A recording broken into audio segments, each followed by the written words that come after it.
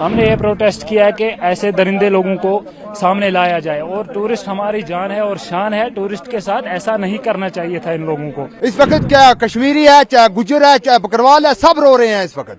बहुत घरों में रो रहे हैं, हमारी बच्चे हैं वो भी घर में रो रहे हैं। टूरिस्ट हमारी जान है, टूरिस्ट हमारी जान है। हम हिंदुस्तानी हैं, हिंदुस्तान हमारा है। हम हिंदुस्तानी हैं, हिंदुस्तान हमारा है। इंसानियत का कत्लेआम बंद करो, ये नारा पहलगाम में रह रहे गुज्जर और बकरवाल समुदाय लगा रही हैं। 22 अप्रैल को पहलगाम में हुए आतंकी हमले में करीब 26 लोगों ने अपनी जान गंवा दी थी और इसके बाद से ही पहलगाम सूना पड़ गया। और अब इस स्थिति से निपटने के लिए और आतंकवादियों को चेताने के लिए ये समुदाय प्रदर्शन कर रहा है। पहले तो आप हिंदुस्तानी हैं, हिंदुस्तान हमारा देश है, हमारा मुल्क है। हम कंडम करते हैं इस वाक़े की जो वाक़ा परसों यहाँ पेश आया सरबल में, जो नहते लोगों को निशाना बनाया गया दहशतगर्दों ने। हम इस चीज़ की ज़बरदस्त मुखालफत करते हैं। ये कोई इस्लाम नहीं है और ये कोई दीन नहीं है। हमारा अल्लाह ताला कुरान मजीद में फरमाता है, मन कतला नफ्सन बगैर नफ्सिन औ फसादिन फिल अर्ज़ि जमिया व मन अहया फन्नमा अहयान नासा जमिया। जिसने एक आदमी को, जिसने एक इंसान को कत्ल किया, उसने पूरी वर्ल्ड के इंसानों को कत्ल कर दिया। जिसने एक आदमी को बचाया, उसने पूरे वर्ल्ड के इंसानों को बचा लिया। लिहाजा करके हम हिंदुस्तानी हैं, हम हिंदुस्तान के साथ हैं, अपने मुल्क के साथ हैं, अपनी फौज के साथ हैं, अपने हिंदू भाइयों के साथ हैं। ये सीधा हमारी रोजी रोटी पे वार हुआ है।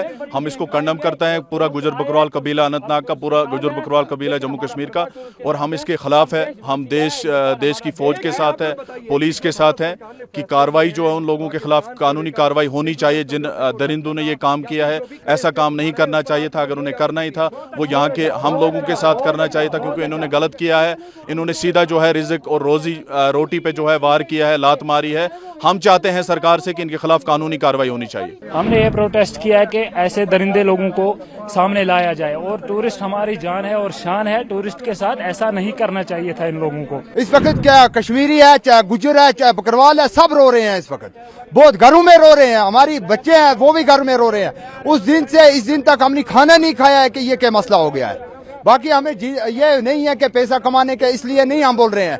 हम इंसान नीत का इत्काद कर रहे हैं कि इंसान नीत के ऊपर क्या हो गया, ये किस तरीके से ये क्या हुआ। अगर फौज के साथ होता तो बिल्कुल ठीक था कि कहते फौज के ऊपर किया, आगे से उन्हीं किया, मगर ये बिल्कुल किसी सामान के बगैर इन लोगों के ऊपर किया, ये नहीं करना था।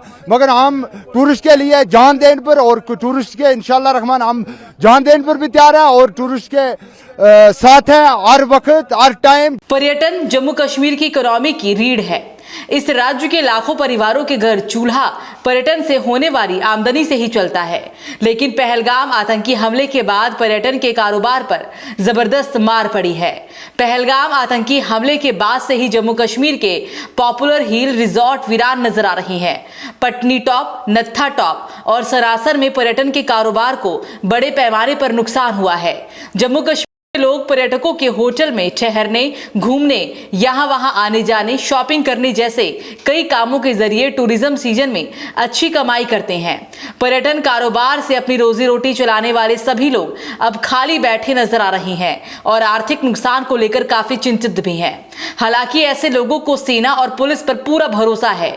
जम्मू कश्मीर में पहलगाम के बैसरन घाटी में 22 अप्रैल को आतंकवादियों ने 26 पर्यटकों पर अंधाधुंध गोलियां बरसाकर उनकी हत्या कर दी थी। इसके बाद से ही घाटी में सुरक्षा बलों का सर्च ऑपरेशन भी जारी है।